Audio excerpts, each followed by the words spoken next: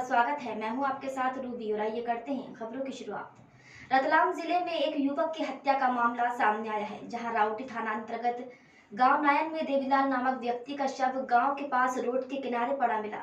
मृतक के परिवार ने गाँव के ही एक युवक भूरालाल पर हत्या का आरोप लगाया है। मृतक के परिवार वालों का कहना है कि दिन में भूरालाल देवीलाल को घर से घूमने का कहकर लेकर गया था। रात होने पर जब देवीलाल घर पर नहीं लौटा तो घर वालों ने इसकी जांच पड़ताल शुरू की, जिसके बाद गांव में ही रोड के साइड में देवीलाल का शव मृत अवस्था में मिला।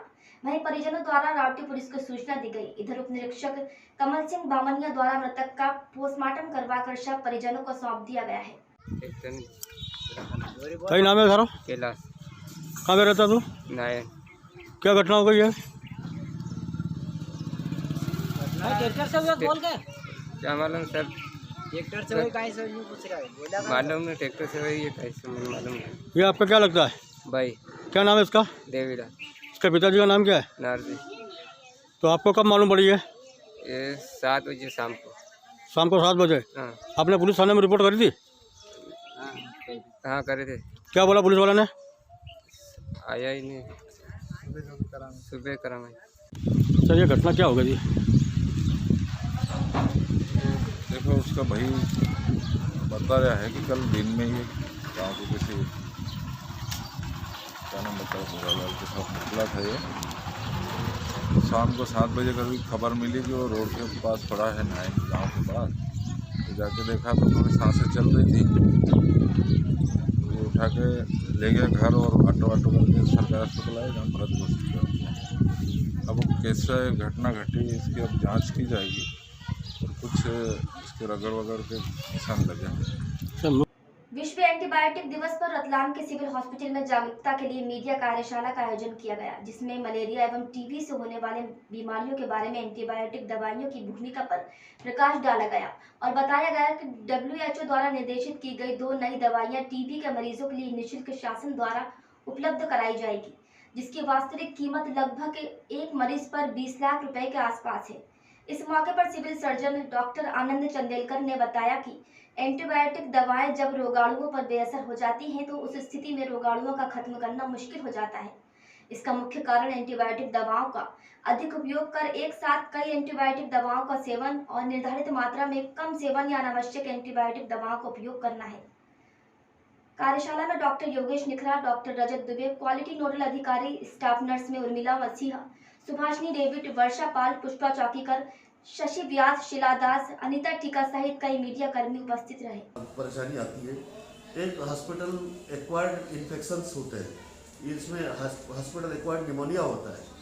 वो मैक्सिमम स्यूडोमोनास नाम का एक बैक्टीरिया होता है जो कि लगभग हॉस्पिटल्स में पाया जाता है।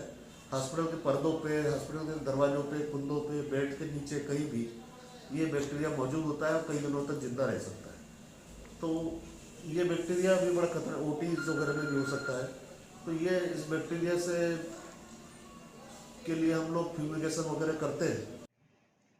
एंटीबायोटिक रेजिस्टेंट समारोह इस अभियान में अभी टीबी एक मेन बीमारी है, जिसमें टीबी के बैक्टीरिया ने टीबी की दवाइयों के खिलाफ रेजिस्टेंट पैदा कर लिया है। इसीलिए इसको इसमें एग्जाम्पल के तौर पे बताया जा रहा है कि टीबी की वो बीमारी जो पहले 4 दवाइयों से 6 महीने के ट्रीटमेंट में सही हो जाती थी, बैक्टीरिया ने उन दवाइयों के लिए रेजिस्टेंट पैदा कर लिया। तो अब उस बीमारी के लिए 9 महीने और 18 महीने तक दवाइयाँ खानी पड़ती हैं, इंजेक्शन लगवाने पड़ते थे पहले। अब उनके लिए 2 नई एंटीबायोटिक गवर्नमेंट ने लॉन्च की हैं, जो सिर्फ गवर्नमेंट के थ्रू पेशेंट को मिलती है, फ्री में मिलती हैं। वो बीमारी जो पहले कुछ हज़ार रुपयों में सही हो जाती थी, उस बीमारी के इलाज के लिए रेजिस्टेंट पैदा होने की वजह से सिर्फ सरकार को 10-10 लाख और 20-20 लाख रुपए प्रति मरीज पर खर्च करने पड़ रहे हैं। रतलाम में कल हुई एक ही परिवार के 3 लोगों की हत्या में सीसीटीवी में आरोपी कैद हो गए हैं। दरअसल औद्योगिक क्षेत्र के राजीव नगर में हुए हत्याओं के मामले में पति पत्नी और बेटी की हत्या हुई थी। बताया जा रहा है कि उक्त हत्याकांड का पुलिस अधीक्षक गौरव तिवारी द्वारा जल्द ही खुलासा किया जाएगा।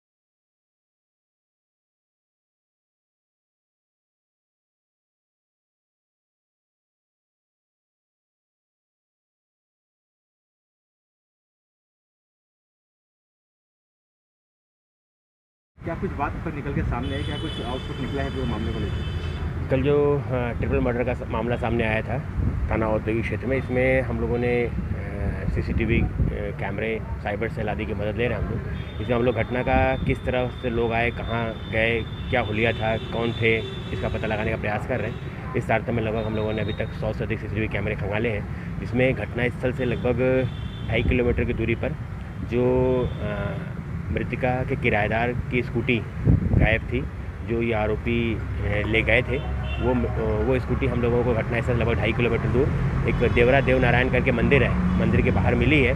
उसको हम लोगों ने उस रूट को ट्रैक किया है, तो हम लोग इस बात पे पहुंचे हैं कि घटना को अंजाम देने वाले घटना स्थल पे 2 लोग मौजूद थे जिन्होंने इस घटना को अंजाम दिया है। ये दोनों लोग ही घटना के बाद किराएदार की स्कूटी लेके यहाँ से भागे हैं।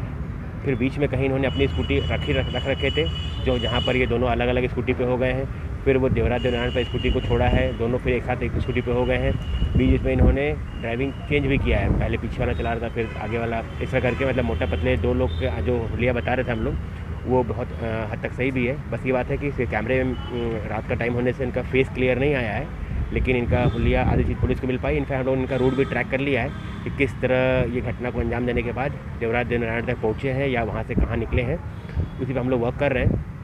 इसमें हम लोग साइबर की भी मदद ले रहे हैं और कई सुराग लगे हम लोग यहाँ, तो उसको हम लोग डेवलप कर रहे हैं। उम्मीद है कि जल्द खुलासा करेंगे हम लोग। खबरों में फिलहाल इतना ही। देश दुनिया की खबरों के लिए देखते रहिए हमारे अधिकार न्यूज़। नमस्कार।